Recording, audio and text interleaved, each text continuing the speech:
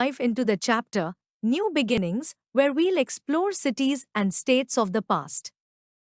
After India's first urbanization, the Harappan civilization ended around 2000 BCE, cities were abandoned, and people lived a rural life for about 1000 years. In the first millennium BCE, new cities grew in the Ganga plains, parts of the Indus basin, and other regions, starting India's second urbanization. We know about this period from archaeological excavations, digging up old cities, and ancient texts like late Vedic, Buddhist, and Jain literature. So, what are the Janpadas and Mahajanpadas?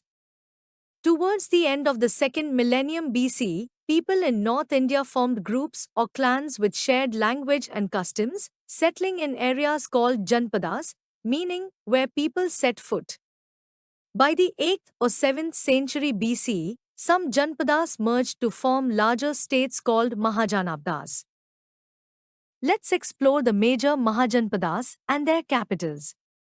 Each Janpada was led by a Raja, ruler, and tied to a specific territory. Ancient texts list 16 Mahajanpadas, stretching from Gandhar, northwest, to Anga, east, and Ashmaka, central India near the Godavari River. Powerful Mahajanpadas included Magad, Kosala, Vatsa, and Avanti. Their capitals, like Rajagriha and Coimb, were large, fortified cities with moats and narrow gateways for defense. Let us study a few growth factors of the Mahajanpadas. The land was fertile for agriculture. Iron ore in nearby mountains helped make tools and weapons. New trade networks connected regions. Fertile Ganga plains helped Mahajanpadas to grow. Now, we will study some early democratic traditions. Each Janpada had a council called Sabha or Samiti, where elders discussed clan matters. The Raja was expected to follow the council's advice, not rule alone. Some texts say an unfit ruler could be removed by the assembly, though this wasn't a fixed rule. There were two types of governance. Let's explore monarchy first. The Raja was the main authority, supported by ministers and an assembly. He collected taxes, maintained law, built fortifications, and kept an army. His role was passed to his son. Examples include Magad, Kosala, Avanti. The other type of governance included sabhas or samitis. In some, like Vajji and Malla, the sab or samiti had more power, making decisions by discussion or voting, even choosing the Raja. These were called early republics, among the world's first democratic systems. The Janpadas and Mahajanpadas brought big changes to Indian society. There were new schools of thought. The late Vedic, Buddhist, and Jain teachings spread through scholars, monks, and nuns traveling across India or people on pilgrimages. Indian art improved and grew, setting the stage for more growth during later empires. By the late 2nd millennium BCE, iron tools became common, improving farming on a larger scale. Iron made better, lighter, and sharper weapons, swords, spears, arrows, than bronze. Some Mahajanpadas fought wars, though how often or intense is unclear. Wars and alliances led to new kingdoms and empires. Growing trade led to the first use of coins in India. Early coins, called punch-marked coins, were made of silver with symbols stamped on them. Later, coins used copper, gold, and other metals.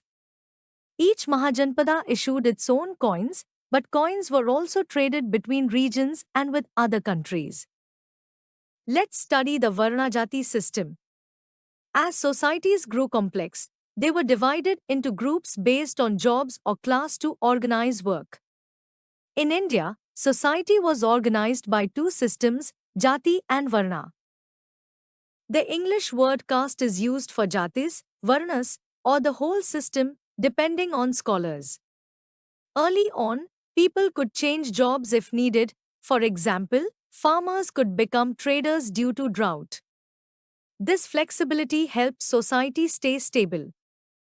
Over time, the system became strict, leading to inequalities and unfair treatment of lower jatis or excluded groups, especially during British rule. The Varna Jati system shaped Indian society but wasn't the only way it was organized. Other systems will be studied later. First, let's explore the Jati system. A group of people with a specific job, like farming, metalwork, or trade, passed down through families. Jatis had their own customs for marriage, rituals, or food. Some jatis split into smaller subjatis with unique traditions. Here are the four Varnas. Brahmins were teachers and priests who spread knowledge and performed rituals. Kshatriyas were warriors who protected society and fought wars. Shudras were artisans, workers, or servants who made goods or served others. Vaishyas were traders, farmers, and businesspeople who created wealth. There were major developments elsewhere in India too. In the first millennium BC, trade, pilgrimage, and military campaigns opened major routes.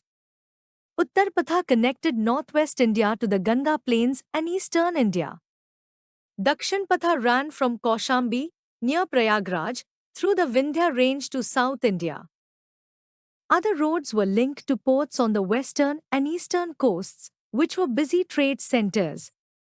In eastern India, cities like Shishupalgarh, near Bhubaneswar, grew as the capital of Kalinga, with a square layout, strong fortifications, and wide streets. Finally, let's study the southern kingdoms. In South India, cities emerged around 400 BCE, with some evidence of earlier trade. Three southern kingdoms formed: Cholas, Cheras, and Pandyas. South India was rich in precious stones, gold, and spices traded within India and with foreign kingdoms.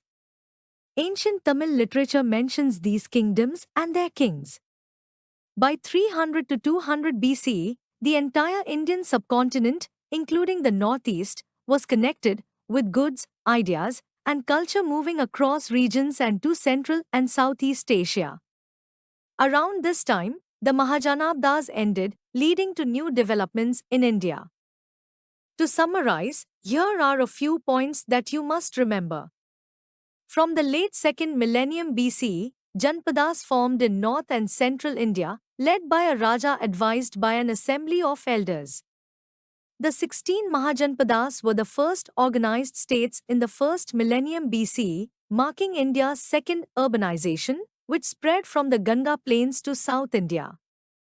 By 300 BCE, the Mahajanpadas ended, giving way to new developments.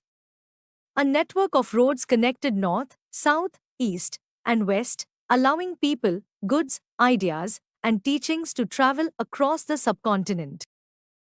Like and subscribe for next chapter.